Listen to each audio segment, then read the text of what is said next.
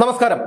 മിനിഞ്ഞാന്നാണ് ധർമ്മടം MLAയും പിണറായി പാണ്ഡ്യാലമുക്ക് സ്വദേശിയുമായ വിജയന്റെ തിരുവനന്തപുരം ബേക്കറി ജംഗ്ഷനിലുള്ള വാടക വീട്ടിൽ എൻഫോഴ്സ്മെന്റ് ഡയറക്ടറേറ്റ് ഉദ്യോഗസ്ഥർ റെയ്ഡിനെത്തിയത്.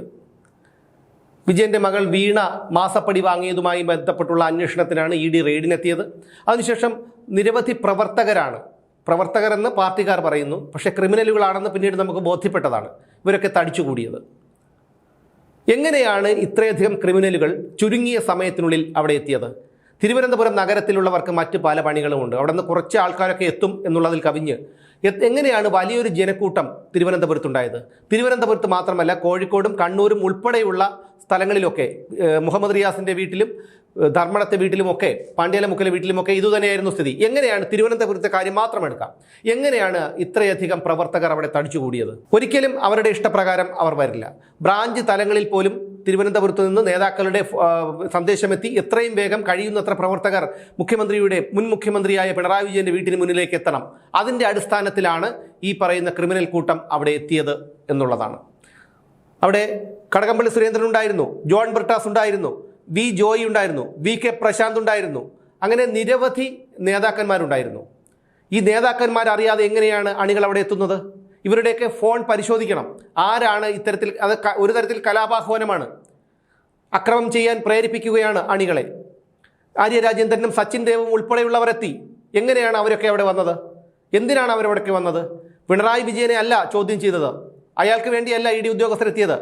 അയാളുടെ മകൾ മാസപ്പടി വാങ്ങിയ അയാളുടെ മകളായ വീണയുടെ കേസുമായി ബന്ധപ്പെട്ടുള്ള അന്വേഷണത്തിനും തിരച്ചിലിനുമാണ് അവിടെ മിനിഞ്ഞാന്ന് ഈ ED ഉദ്യോഗസ്ഥരെത്തിയത്. അവരെ നിലയ്ക്ക് നിർത്താം, കൈകാര്യം ചെയ്യാമെന്നുള്ളതായിരുന്നു ഇവരുടെയൊക്കെ ചിന്ത. ബിനീഷ് കോടിയേരി അടക്കമുള്ളവരാണ് അവിടെ എത്തിയത്. ഈ പ്രവർത്തകരെങ്ങനെയാണ് എത്തിയത്? എങ്ങനെയാണ് അവർ അക്രമാസക്തരായത്? ഇതിനു മുമ്പും പല വിഷയങ്ങളുണ്ടായിട്ടുണ്ടല്ലോ. അന്നൊന്നുമില്ലാത്ത പ്രതിഷേധവും പ്രതിരോധവും ദേഷ്യവും അമർഷവും ഒക്കെ എങ്ങനെയാണ് മിനിഞ്ഞാന്ന് മാത്രം വന്നത്? അപ്പോൾ ഇതിനെല്ലാം നേതൃത്വം നൽകിയത് കടകംപള്ളി സുരേന്ദ്രനും VK പ്രശാന്തും റഹീമും അടക്കമുള്ള നേതാക്കളാണ്. ജോൺ ബ്രിട്ടാസിനൊക്കെ ഇതിൽ പങ്കുണ്ട്. അല്ലെങ്കിൽ കിലോമീറ്ററുകൾ അകലെ നിന്ന് എങ്ങനെയാണ് തിരുവനന്തപുരം നഗരത്തിലേക്ക് ഇത്ര പെട്ടെന്ന് പ്രവർത്തകരെത്തിയത്? അങ്ങനെ ഒരിക്കലും സംഭവിക്കില്ല. അത് ഈ പറയുന്ന പാർട്ടി നേതാക്കൾ തന്നെ നിർദ്ദേശം കൊടുത്തതനുസരിച്ചാണ് ഈ പ്രവർത്തകരൊക്കെ അവിടേക്ക് പാഞ്ഞെത്തിയത്. അവരുടെ രഹസ്യ നിർദ്ദേശത്തെ തുടർന്നായിരിക്കണം ഇത്തരത്തിലുള്ള അക്രമവും അവിടെ അരങ്ങേറിയത്. നേതാക്കന്മാർ പറയാതെ ഈ വാലാട്ടികൾ ഒന്നും ചെയ്യില്ല. അത് നേതാക്കൾക്കും നന്നായി അറിയാം. എന്തായാലും അവരുടെ ഒരു ലക്ഷ്യമെന്ന് പറഞ്ഞാൽ ഒരു ഭയപ്പെടുത്തുക, സമൂഹത്തെ ഭയപ്പെടുത്തുക, ED ഉദ്യോഗസ്ഥരെ ഭയപ്പെടുത്തുക, ഇതൊക്കെയായിരുന്നു അവരുടെ ഉദ്ദേശം. ഇനി മറ്റൊരു ഉദ്ദേശം കൂടിയുണ്ട്. ഈ സർക്കാർ അധികാരമേറ്റെടുത്ത സമയം മുതൽ ഒരു രക്തസാക്ഷിയെ ഉണ്ടാക്കാൻ CPM കിണഞ്ഞു പരിശ്രമിച്ചുകൊണ്ടിരിക്കുകയാണ്. അതിൻ്റെ ആദ്യത്തെ ഉദാഹരണമാണ് വോട്ടെണ്ണി ഫലം പുറത്തു വന്നതിനു ശേഷം പാലക്കാട്ട് നടന്ന രമേഷ് പിഷാരടിയുടെ വിജയ ആഘോഷത്തിനിടയിൽ SFI പ്രവർത്തകർ നടത്തിയ അക്രമം.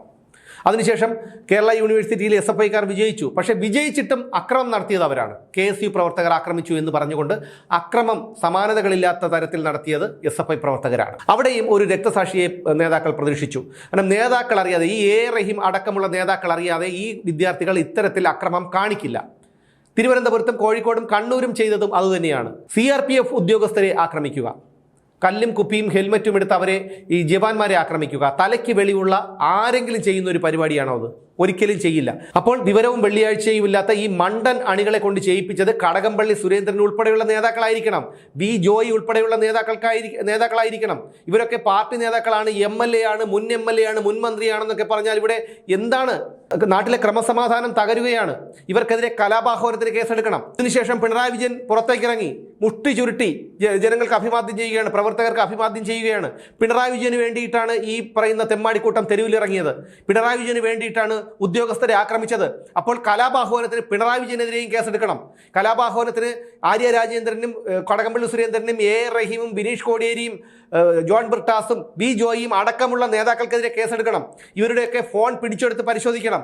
കാരണം ഇവരുടെ നിർദ്ദേശപ്രകാരമാണോ ഇത്രയും പേർ തിരുവനന്തപുരത്ത് നിന്ന് കിലോമീറ്ററുകൾ അകലെയുള്ള ഗ്രാമപ്രദേശങ്ങളിൽ നിന്ന് പോലും അവിടേക്ക് എത്തിയത് എന്ന് അന്വേഷിക്കണം. എങ്ങനെയാണ് അക്രമം നടന്നത് എന്ന് അന്വേഷിക്കണം. ഇതൊരു ഗൂഢാലോചനയുടെ ഭാഗമാണ്. ഗൂഢാലോചനയില്ലാതെ ഒരിക്കലും നടക്കില്ല. എങ്ങനെയാണ് അവിടെ ചീമുട്ടയും കല്ലും കുപ്പിയുമൊക്കെ എത്തിയത്? എങ്ങനെയാണ് അവിടെ ഇഷ്ടിക എത്തിയത്? ഈ ഇഷ്ടികയൊക്കെ ആയി വന്നത് ആക്രമിക്കണം എന്നുള്ള ഒരു ഉദ്ദേശത്തോടു കൂടി തന്നെയായിരുന്നു. അത് നേതാക്കളുടെ നിർദ്ദേശത്തോടു കൂടി തന്നെയായിരുന്നു. CRPF-നെ ആക്രമിക്കുമ്പോൾ സ്വാഭാവികമായും അവർ തിരിച്ചടിക്കും. ഒരുപക്ഷെ വെടിവയ്പുണ്ടാകാം. ആ വെടിവയ്പുണ്ടായാൽ പാർട്ടിയെ സംബന്ധിച്ചിടത്തോളം അത് വലിയ സന്തോഷമുണ്ടാക്കുന്ന ഒരു കാര്യമാണ്. കേന്ദ്ര സർക്കാരിനെതിരെ ആയുധമാക്കാം, സംസ്ഥാന സർക്കാരിനെതിരെ ആയുധമാക്കാം, പാട്ടപ്പിരിവ് നടത്തി കൈയിട്ട് വാരാം. അങ്ങനെ 3 ഗുണങ്ങളാണ് ഈ രക്തസാക്ഷികളെ ഉണ്ടാക്കുന്നതിലൂടെ പാർട്ടി നേതാക്കൾക്കുള്ളത്. ഇനി ഒരു കാര്യം കൂടി ആലോചിക്കൂ. ഈ പറയുന്ന നേതാക്കൾക്ക് ആർക്കെതിരെയെങ്കിലും കേസുണ്ടോ? അവരാരെങ്കിലും ജയിലിലായിട്ടുണ്ടോ? ആയിട്ടില്ല. ആയത് കഞ്ഞി കുടിക്കാൻ വകയില്ലാത്ത, തലയ്ക്ക് വെളിവില്ലാത്ത, വിവരവും വെള്ളിയാഴ്ചയും ഇല്ലാത്ത കുറേ എണ്ണം മാത്രമാണ്. പ്രേരണാ കുറ്റവും ഇവർക്കെതിരെ ചുമത്തണം. അവിടെ സമാധാനപരമായി പിണറായി വിജയന്റെ വീട് റെയ്ഡ് ചെയ്യാൻ നിയമാനുസൃതം വന്ന ഉദ്യോഗസ്ഥരെയാണ് ഇത്തരത്തിൽ ആക്രമിച്ചത്. സമാനതകളില്ലാത്ത സംഭവമാണിത്. മുമ്പൊരിക്കലും കേരളത്തിൽ ഇത്തരത്തിലുള്ള സംഭവം ഉണ്ടായിട്ടില്ല. ഒരു ഉദ്യോഗസ്ഥരെയും ആക്രമിച്ചിട്ടില്ല.